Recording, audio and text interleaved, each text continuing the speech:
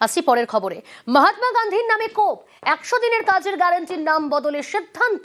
মহাত্মা গান্ধীর জাতীয় রোজগার আইনের নাম বদলের ভাবনা, প্রকল্প থেকে মহাত্মা গান্ধীর নাম বাদের অভিযোগ কেন্দ্রের বিরুদ্ধে।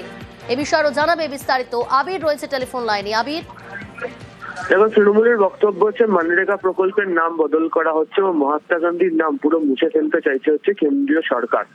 তাদের বক্তব্য হচ্ছে নতুন বিলে পূজ্য বাপু নামও রাখা হচ্ছে না। সুকৌশলে কি তাহলে মানে রাম নাম উল্লেখ করে দেওয়া হচ্ছে? এই প্রসঙ্গের কথা তারা উল্লেখ করেছেন। যেটা জানা যাচ্ছে যে আজকে সংসদে বিল পেশ করা হতে পারে এবং তৃণমূলের বক্তব্য এটা যদি সত্যি হয় তাহলে এই প্রবণতা মারাত্মক হবে, কারণ গান্ধীজির নাম মুছে ফেললে এর প্রতিবাদও করা হবে। এবং ইতিমধ্যেই তৃণমূল কংগ্রেসের যে সমস্ত সাংসদরা রয়েছেন তাদেরকে অবিলম্বে এই বিষয় নিয়ে সরবতেও বলা হয়েছে। একই সঙ্গে তৃণমূলের অভিযোগ যে গান্ধীজিকে রবীন্দ্রনাথ ঠাকুরের দেওয়া যে মহাত্মার নাম সেটাকে মুছে দিতে চাওয়া হচ্ছে এবং তাদের আপত্তি যে যেহেতু রবীন্দ্রনাথ ঠাকুর প্রথম গান্ধীজিকে মহাত্মা বলেছিলেন, সেই মাহাত্ম্যকেই মুছে দেওয়ার চেষ্টা করে আসলে বাংলার মানুষ এবং বাংলার সংস্কৃতিকে অপমান করা হচ্ছে। ইতিমধ্যে সমস্ত স্তরের যারা জনপ্রতিনিধি রয়েছেন সংসদে তাদেরকে বলা হচ্ছে গোটা বিষয় নিয়ে সরব হওয়ার জন্য। সেটা রাজ্যের বিভিন্ন জায়গাতেও যে সমস্ত জনপ্রতিনিধিরা রয়েছেন তাদেরকেও গোটা বিষয়টি সম্পর্কে অবহিত করা হয়েছে। ফলে সব মিলিয়ে বাঙালি অস্মিতার প্রসঙ্গ এই বিলের সঙ্গে জুড়ে রয়েছে, সেটিকেই তুলে ধরতে চাইছে হচ্ছে তৃণমূল কংগ্রেস। বেশ। ভিবিজি রামজি বিল 2005, কোথায় মহাত্মা গান্ধী, কোথায় পূজ্য বাপু? ভিবিজি রামজি এটা কি কোনো প্রশাসনিক ভাষার কোড? মহাত্মা গান্ধীর নামকে মনরেগা থেকে বাদ দেওয়ার তীব্র তীব্র তীব্র নিন্দা করছি। বিপজ্জনক প্রবণতা, কিন্তু জাতির জনককে এরা বাদ দিতে যাচ্ছে। মেসিকে ঘিরে ভিড়ে ভিড়, এত ভিড়ে ফুটবল তারকাকে দেখতে না পেয়ে বিশৃঙ্খলা। আর এখানেই প্রশ্ন, মাঠে এত লোক ঢুকলো কিভাবে?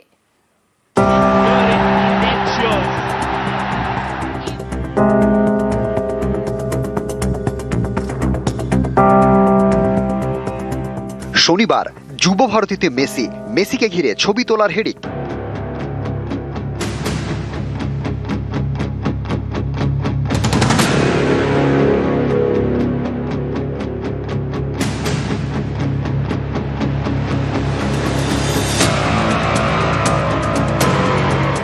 মেসির চারপাশে ভিড়।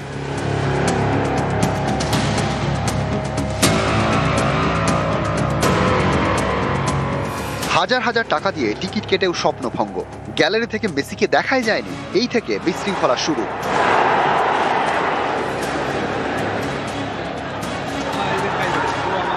খালি মিনিস্টার, তাদের চেনা বেনা ক্যামেরাম্যান সবাই এখানে, কিছু দেখতে পাইনি।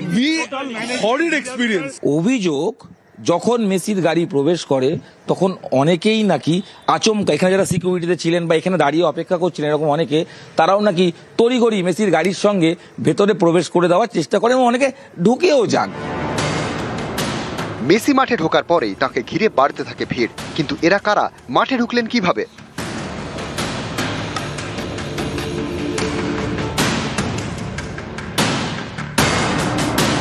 সব ঠিক ছিল একদম, মানে মেসি আসার মধ্যে কোনো চেঞ্জ হয়নি। এই যে কাজগুলো আমরা করার জন্য বলেছিলাম ফ্লো চার্টে, সেগুলো আমরা একটাও করতে পারিনি। বাচ্চাগুলোকে গ্রুপ করে করে যে ভাগ করে রাখা হবে 4টে কোণে 5 জন করে, সেই ক্লিনিকটায় উনি অংশগ্রহণ করবেন। তাও কেউই মাঠের মধ্যে থাকবে না, কিন্তু আলটিমেটলি প্র্যাকটিক্যালি ওইখানে কেউ মাঠ থেকে বেরোয়নি। আর প্রচুর মানুষ ছিল যারা কি সত্যি ইনভাইটেড ছিল। কি করে আমি চিনি তো না, কি করে বলবো বলুন তো যে কাদেরকে কি হয়েছে? অনেকেই জানি না। স্টেডিয়ামে গাড়ি ঢোকার দুটো রাস্তা, আর মাঠে প্লেয়ারদের ঢোকার জন্য রয়েছে টানেল। এই টানেলে থাকে নিরাপত্তা রক্ষীরা, সেখান দিয়ে শনিবার গিজগিজ করে লোক মাঠে ঢোকে। এখানেই প্রশ্ন, এত লোক টানেল দিয়ে ঢুকলো কিভাবে? তাহলে কি আলাদা করে টিকিট বিক্রি করা হয়েছিল? এটা হচ্ছে সরাসরি যেখানে চলে যাওয়া যায়, সেটা হচ্ছে ড্রেসিং রুমের একদিক, ফুটবলারদের ড্রেসিং রুমের একদিক, এবং এই টানেল দিয়ে সহজেই অনেকে বেরিয়ে আসতে পারেন, যদিও নিরাপত্তা রক্ষীরা ছিলেন। মেসিকে দেখার আনন্দে আত্মহারা সবাই, তখন যারা নিরাপত্তার দায়িত্বে ছিলেন তারাও তো আত্মহারা হয়ে পড়েছিলেন। তারাও মেসিকে দেখতে যখন চলে যান তখন এই দরজাও কিন্তু খোলা থেকে যায়, ফলে এখান থেকে আচমকা কেউ বেরিয়ে সরাসরি মাঠে ঢুকে যায়নি। তো একটা অভিযোগ আসছে যে প্রচুর মানুষকে এমনি ঢুকিয়ে দেওয়া হয়েছিল। কি করে ঢুকবে আমি তো এটাই তো বুঝতে পারছি না। যত লোককে অ্যাপ্লিকেশন দিয়েছি তার মধ্যে কিছু লোকের তো মানে ভেতরে ঢোকার পারমিশন দেওয়া হয়েছে, যারা মাঠে যাবে, মানে পারফর্মার, মানে মাঠে যাবে, কিছু মাঠ থেকে বেরিয়ে যাবে। যে ছবি দেখা যাচ্ছে মেসি ঢোকার সঙ্গে সঙ্গে তাকে ঘিরে ধরা হলো। অনেক লোক দেখেছি যাদেরকে আমি ভালো মতন জানি না, চিনি না, বা এর আগে কোনোদিন সেইভাবে আমার সঙ্গে পরিচয় নেই। তারা কারা? বুঝতে পারলাম না তো কারা কারা, আমি তো চিনি না বলছি। তারা ঢুকলো কোথা থেকে? তাহলে মাঠে ঢুকেছে, কোথা দিয়ে ঢুকেছে কি করে বলবো। নিউজ 18 বাংলা। গোটা ঘটনায় সরব হয়েছেন মেহতা হোসেন, প্রাক্তন ফুটবলার শিলটন পাল। কি বলছেন তারা শুনুন। দেখো, ফার্স্ট টু লাস্ট আমি দেখেছি মেসিকে যেখানে ড্রপ করেছে, আমার মনে হয় যেখানে ড্রপ করেছে সেখানে ড্রপ করা উচিত হয়নি। ওখানে সানরুফ ছিল গাড়িতে যদি ওনাকে একটা ল্যাব বা দুটো ল্যাব করিয়ে দিতেন হয়তো এই ঘটনা ঘটতো না। আর তারপরে যে ঘটনাটা হয়েছে সেটা খুব লজ্জাজনক ঘটনা। মানে এরম ভাবে এত লোক দেখতে এসেছিল যাদের চোখে জল পড়েছে, আমার মনে হয় এটা কাম্য নয়, এটা আমার মনে হয় অ্যাকসেপ্টেবল না। ও এসছে লোক পাবলিক দেখার জন্য, পাবলিক ওকে দেখবে, ও পাবলিকদের দেখবে, কিন্তু যা ওখানে ক্যাওয়াস হয়েছিল আমার মনে হয় এটা হওয়া উচিত হয়নি। কাকে কাকে দোষারোপ করবেন? দোষারোপ আমরা নিজেকে যদি আমরা ঠিক না করতে পারি, প্রলোভন যদি না ছাড়তে পারি, তাহলে এই ঘটনা বারবার ঘটবে। আমার বেশি জিনিসে মনে হয়েছিল যেটা হয়তো প্ল্যানিংটা হয়তো ওদের প্ল্যান ছিল, বাট এক্সিকিউশনের অভাব ছিল। মেসি শুধু সেলিব্রিটি হয়, মেসি যখন এসছে তার জন্য আরো অনেক বেশি প্রোটোকল মেনটেন করা উচিত ছিল। বিকজ তাকে ঘিরে এত মানুষ ছিল যে আমরা মাঠে দাঁড়িয়েই আমাদের কাছ থেকে মেসিকে দেখা খুব অসুবিধা একটা বিষয় ছিল। আর যারা স্টেডিয়ামে রয়েছে তাদের জন্য ডিফিকাল্ট, কারণ ওদের দূর থেকে তারা মেসিকে দেখতে পাচ্ছে এবং দেখতেও পায়নি। ইনফ্যাক্ট একটা মানুষের একটা ঢল দেখতে পেয়েছে যার মধ্যে মেসি নিজের ছোটখাটো চেহারা, সেটা আরো ডিফিকাল্ট। দায়ী সবাইকে নিতে হবে দায়টাকে, বাট অর্গানাইজ আরো ভালোভাবে হতে পারতো এবং সব থেকে বড় প্ল্যানিং থাকলে এক্সিকিউশনে বড় প্রবলেম ছিল।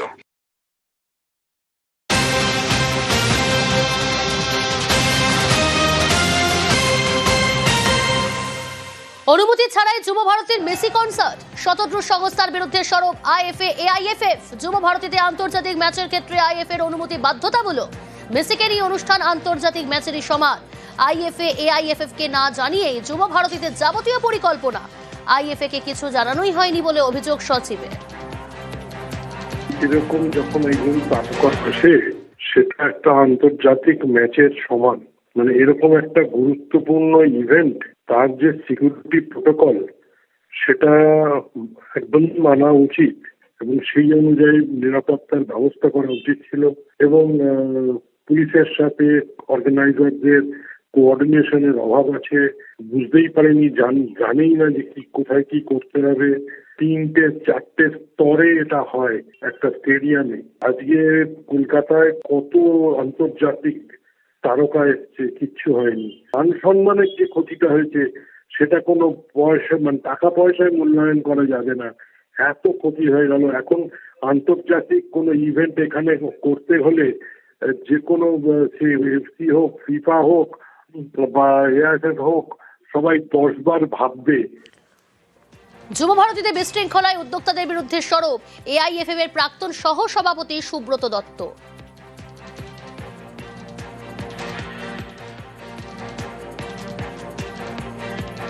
আইএফএ কে অন্ধকারে রেখে যুব ভারতীতে মেসি ইভেন্ট, আয়োজকদের বিরুদ্ধে সরব আইএফএ সচিব অনির্বাণ দত্ত। এই পুরো ব্যাপারটাই কিন্তু আইএফএ এর কোনো মতামত চাওয়া হয়নি, কোথাও থেকে আইএফএ কে কোনো কিছু জানানোও হয়নি। পুরোটা আইএফএ কে ডার্কে রেখে করা, এবং যেটা হলো এটা একটা বিরাট কলঙ্ক হয়ে থাকলো বাংলা ফুটবলের জন্য। এবং মেসি মানে এটা একটা আন্তর্জাতিক খবর, সারা পৃথিবীর কাছে যে চিত্রটা গেল বাংলার, আমার মনে হয় সেটা খুব ক্ষতি করলো বাংলার এবং ভারতীয় ফুটবলের। আইএফএ কে কিছু না জানিয়েই এত বড় আয়োজন, সরব এআইএফএফ এর প্রাক্তন সহ সভাপতি সুব্রত দত্ত। আইএফএ একেবারেই জড়িত ছিল না, আইএফএ কে কোনো গুরুত্বই দেওয়া হয়নি। যাই হোক, এটা একটা ব্যক্তিগত ব্যবসায়িক উদ্যোগ, এর তো কোনো দক্ষতাও নেই, অভিজ্ঞতাও নেই, এবং সে নিজে একা একা করতে গেছে, কারোর উপর নির্ভরশীল ছিল না। এরকম মেসির মতো একজন তারকা যার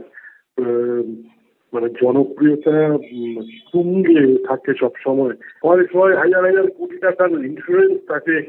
এই এখানে যে বোতল বিক্রি করছে, বোতল বিক্রি তো অ্যালয় নয়, জলের পাউচ ফ্রিজে ডিস্ট্রিবিউশন হয়, সেখানে কি করে বোতল বিক্রি করলো, এই বোতলগুলোই তো ছুঁড়ে মারলো।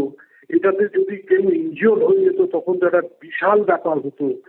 ইন্স্যুরেন্স কোম্পানিগুলো তো মানে কি বলবো, যা ক্ষতিপূরণ চাইতো তাতে তো মানে কি যে হতো, যে ক্রীড়া প্রশাসনটা বা ক্রীড়া সংগঠনটা এটা সবাইয়ের জন্য নয়। It is not everybody's cup of T.